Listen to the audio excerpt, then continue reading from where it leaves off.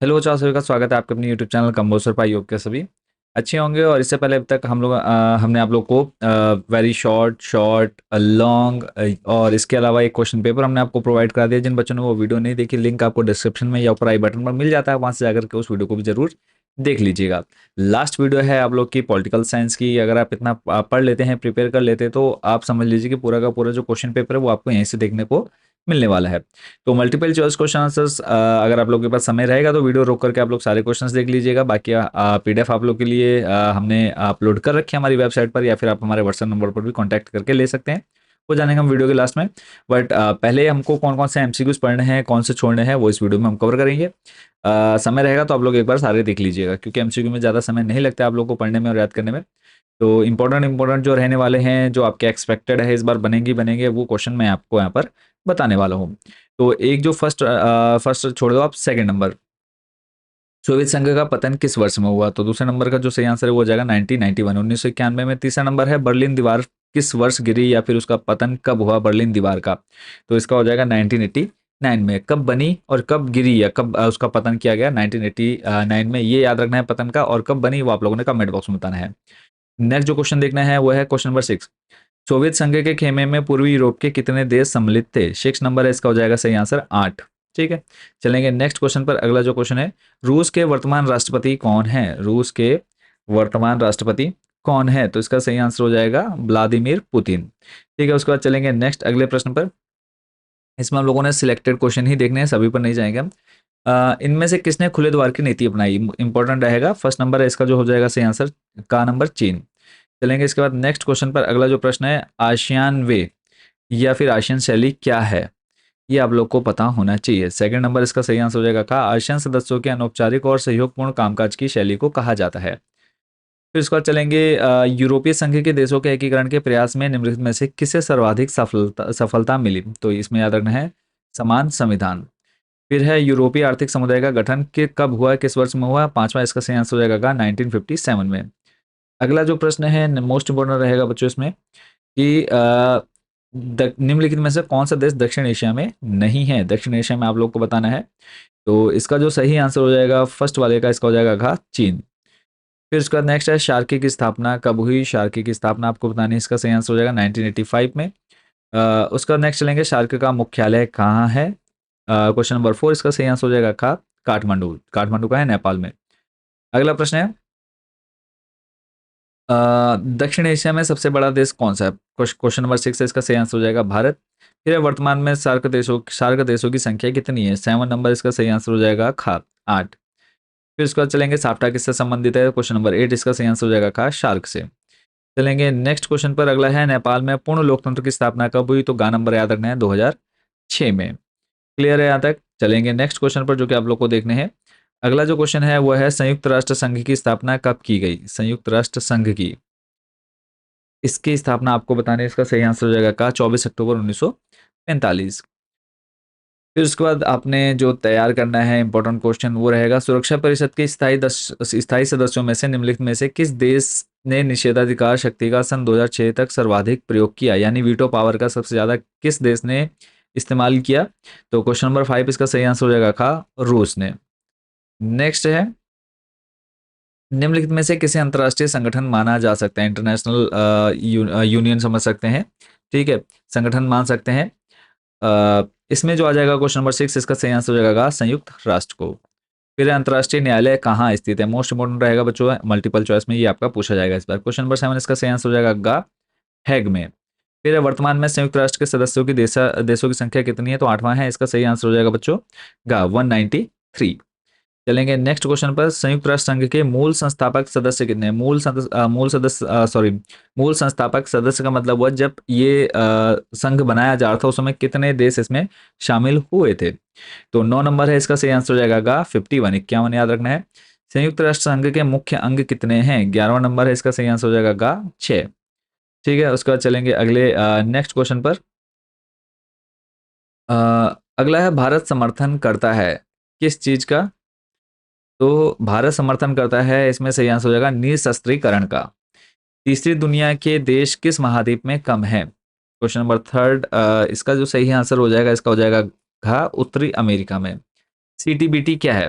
तो China Tibetan border, sorry, CTBT की full form एक बार जल्दी से बता दो, एक बार मैं भी यहाँ पर कंफर्म कर लेता हूँ।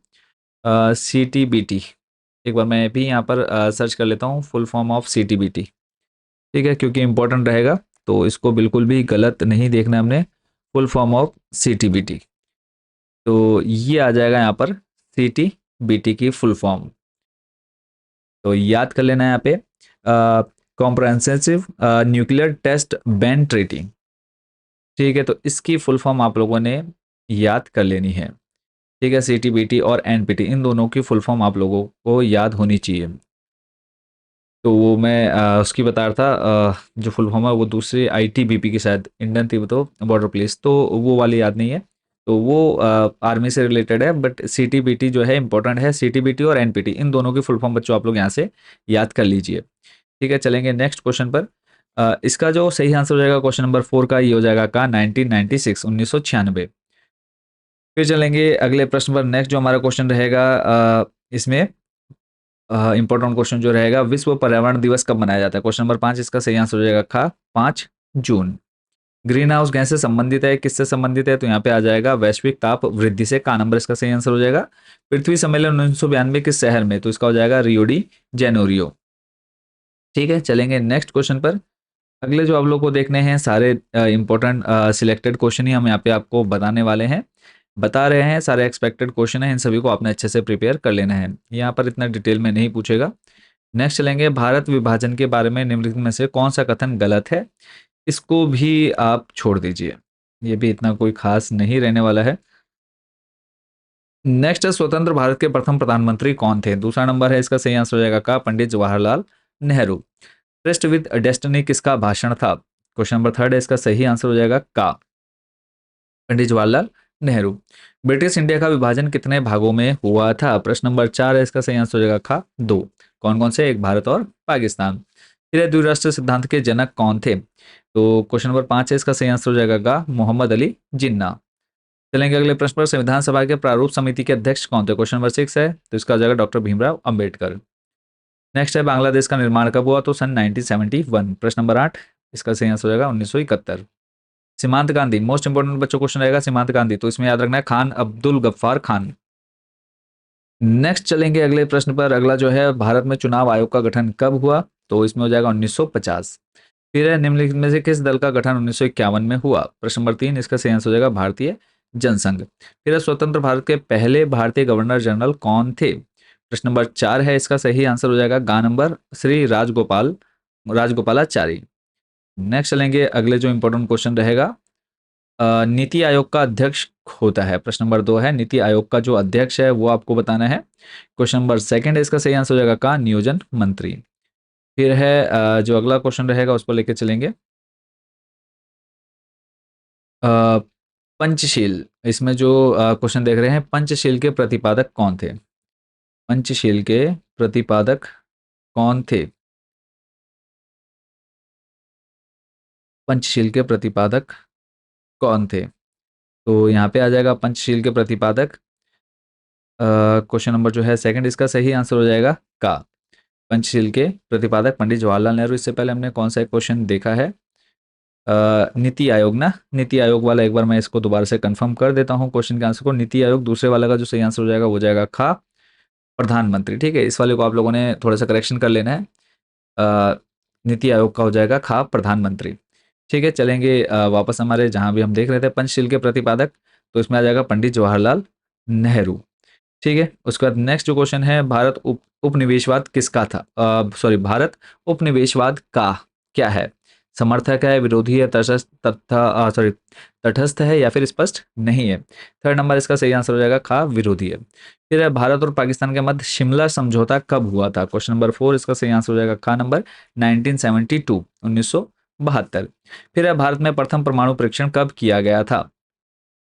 क्वेश्चन नंबर 5 है, भारत में प्रथम परमाणु परीक्षण कब किया गया था?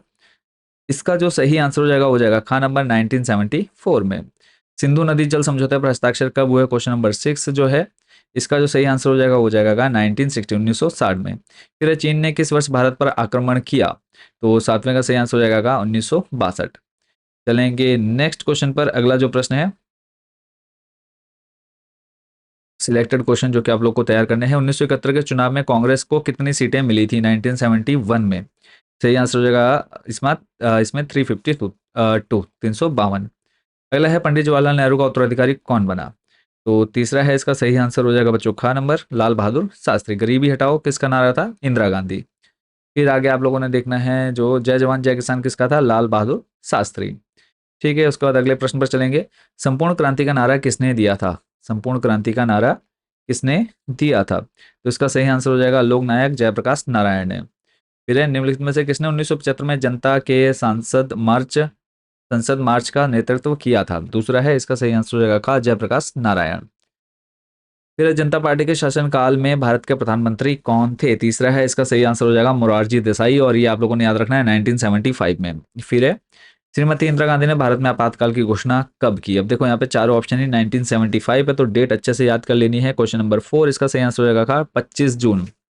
ठीक है, 25 जून 1975 में। अगले चलेंगे प्रश्न पर, समग्र क्रांति के प्रतिपादक कौन थे? क्वेश्चन नंबर 6 है इसका सही आंसर हो जाएगा जयप्रकाश नारायण। ठीक है, जयप्रकाश नारायण। अगला प्रश्न है भारतीय क्रांति दल का गठन किसने किया? क्वेश्चन नंबर 8 इसका सही आंसर हो जाएगा चौधरी चरण सिंह।